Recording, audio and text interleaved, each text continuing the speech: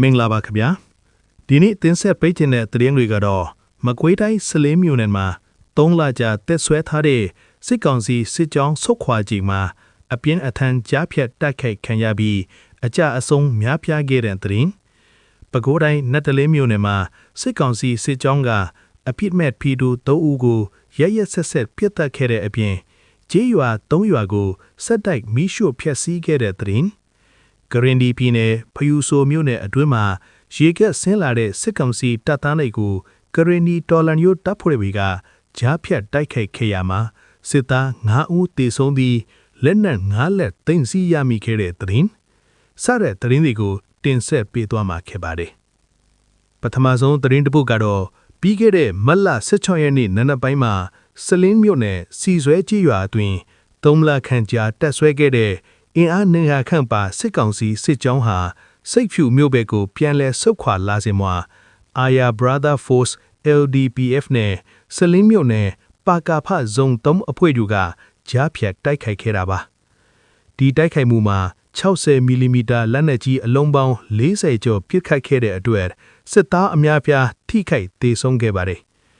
ဒဏ်ရာရရှိသူတွေကိုဖော်ကားပြီး3ဘီဆိုင်ကယ်တွေနဲ့တေဆောင်သွားရတယ်လို့မျက်မြင်သက်သေတွေနဲ့တပ်ဖွဲ့တာဝန်ခံတွေကအတည်ပြုထားပါတယ်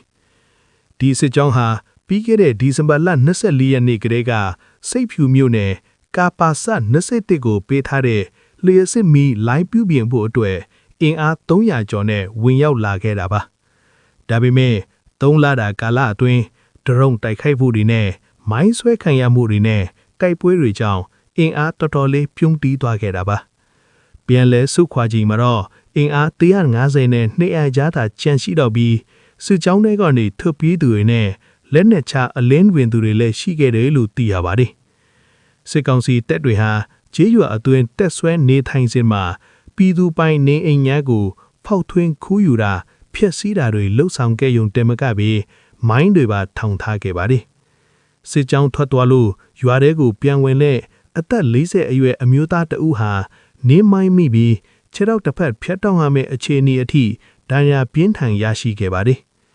လက်ရှိမှာတော့ကာကွယ်ရေးတပ်ဖွဲ့တွေကနေမိုင်းအလုံး30ခန့်ရှာဖွေသိမ်းဆည်းရမိထားပြီးနေမီရှင်းလင်းရေးတွေဆက်လက်လှုပ်ဆောင်နေပါတယ်ဒါကြောင့်စီဆွဲကျေးရွာနဲ့အနီးအတောက်ကမိဘပြည်သူများအနေနဲ့နေမီရှင်းလင်းရေးမပြီးပြတ်သေးခင်ရွာတွေကိုအစွတ်လိုက်အပြုံလိုက်မဝင်ရောက်ကြဖို့နဲ့စစ်ကောင်စီရဲ့လေချောင်းအန်ဒီရဲကိုလည်းအထူးဂရုစိုက်ကြဖို့တိုက်တွန်းထားပါတယ်ဆက်လက်ပြီးပဲခူးတိုင်းနတ်တလင်းမြို့နယ်မှာစစ်ကောင်စီစစ်ကြောင်းကအပြစ်မဲ့ပြည်သူ3ဦးကိုရဲရဲဆက်ဆက်ပစ်တက်ခဲ့တဲ့အပြင်ကျေးရွာ3ရွာကိုဆက်တိုက်မီးရှို့ဖျက်ဆီးခဲ့တဲ့တဲ့တင်ကိုတင်ဆက်ပေးသွားမှာဖြစ်ပါတယ်ပြီးခဲ့တဲ့မလ16ရက်နေ့ကနတ်တလင်းမြို့နယ်ဖလန်ပင်ရွာကိုစစ်ကြောင်းထိုးဝင်ရောက်လာတဲ့စစ်ကောင်စီတပ်နဲ့တော်လှန်ရေးတပ်ဖွဲ့တွေအကြားတိုက်ပွဲပြင်းထန်ခဲ့ပါတယ်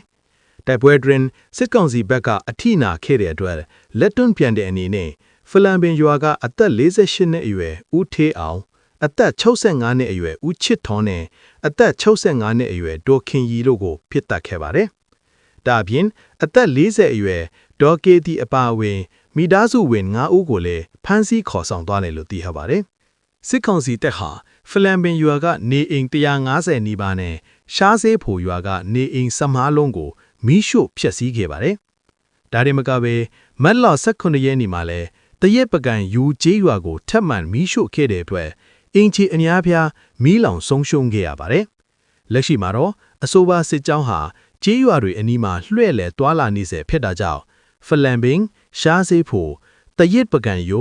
ငို့တိုညောင်ဝိုင်းနဲ့ခွေးသေးကျေးရွာတွေကဒေသခံပြည်သူထောင်ထဲချီပြီးဘေးလွတ်ရာကိုအရေးပေါ်ထွက်ပြေးတီးဆောင်နေကြရပါတယ်။စစ်ကောင်စီရဲ့အကြမ်းဖက်လုပ်ရက်တွေကြောင့်ဒေသခံတွေဟာအခုထက်ချီနေရက်မပြန်နိုင်သေးပဲတောတောင်တွေထဲမှာခက်ခဲတိမ်းရှောင်နေရဆဲဖြစ်ပါတယ်။နောက်ထပ်သတင်းတစ်ပုဒ်ကတော့ကရင်ပြည်နယ်ဖရူဆိုမြို့နယ်အတွင်းမှာရေခတ်ဆင်းလာတဲ့စစ်ကောင်စီတပ်သားတွေကိုကရင်တော်လှန်ရေးတပ်ဖွဲ့တွေကကြားဖြတ်တိုက်ခတ်ခဲ့ရမှာစစ်သား9ဦးသေဆုံးပြီးလက်နက်9လက်သိမ်းဆည်းရမိခဲ့တဲ့သတင်းကိုတင်ဆက်ပေးမှာဖြစ်ပါတယ်။ပြီးခဲ့တဲ့မတ်လ16ရက်နေ့ကဖရူဆိုမြို့နယ်နန်းဖဲကျေးရွာအနီးကိုရောက်ရှိနေတဲ့စစ်ကောင်စီစစ်ကြောင်းကတပ်သားတွေဟာချောင်းအတွင်းကိုရေခတ်ဆင်းလာချိန်မှာကရင်တော်လှန်ရေးတပ်ဖွဲ့ဝင်တွေကလိုက်လံဖိခတ်တိုက်ခိုက်ခဲ့တာပါ ဒီတိုက်ခိုက်မှုအတွင်းစစ်သား9ဦးထပ်မံသေဆုံးခဲ့ပြီး3ဦးထပ်မံထိခိုက်ဒဏ်ရာရရှိခဲ့ပါတယ်။ဒါအပြင်တိုက်ပွဲဖြစ်ပွားရာနေရာကနေစစ်ကောင်စီတပ်ရဲ့လက်နက်9လက်ကိုလည်းသိမ်းဆည်းရမိခဲ့ပြီးတော်လှန်ရေးတပ်ဖွဲ့ဝင်တွေဘက်ကတော့အထိအခိုက်မရှိခဲ့ဘူးလို့သိရပါတယ်။အဆိုပါစစ်သားတွေဟာဖရူဆိုမြို့ကနေဘောလခဲမြို့ကိုအင်အားဖြည့်တင်းဖို့ထွက်ခွာလာတဲ့ရင်တန်းအတွက်လုံခြုံရေးယူပေးဖို့ရောက်ရှိနေသူတွေဖြစ်ပြီးနန်းဖဲကျေးရွာမှာတက်ဆွဲထားသူတွေဖြစ်ပါတယ်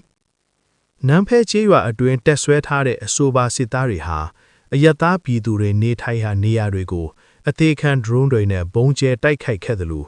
ဘောလခဲအခြေစိုက်တပ်ရင်းကလည်းလက်နက်ကြီးတွေနဲ့အကြိမ်ကြိမ်ပစ်ခတ်ခဲ့တယ်လို့သိရပါတယ်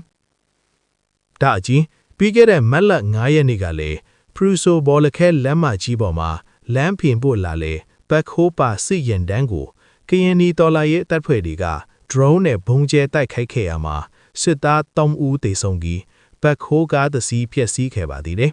။လက်ရှိမှာတော့ဒီမော့ဆိုဖရူဆိုဘောလခဲလမ်းမကြီးတစ်လျှောက်စစ်ကောင်စီတပ်တွေနဲ့ကရင်နီတော်လှန်ရေးတပ်တွေအကြားမကြာခဏဆိုသလိုထိတွေ့တိုက်ပွဲတွေပြင်းထန်နေပါတယ်။ဒါကြောင့်ပြည်သူများအနေနဲ့အဆိုပါလမ်းမကြီးတစ်လျှောက်ဖြတ်တန်းသွားလာခြင်းမပြုလုပ်ကြဖို့ကရင်နီအမျိုးသားများကာကွယ်ရေးတပ် KNDF ကအထူးသတိပေးထုတ်ပြန်ထားပါတယ်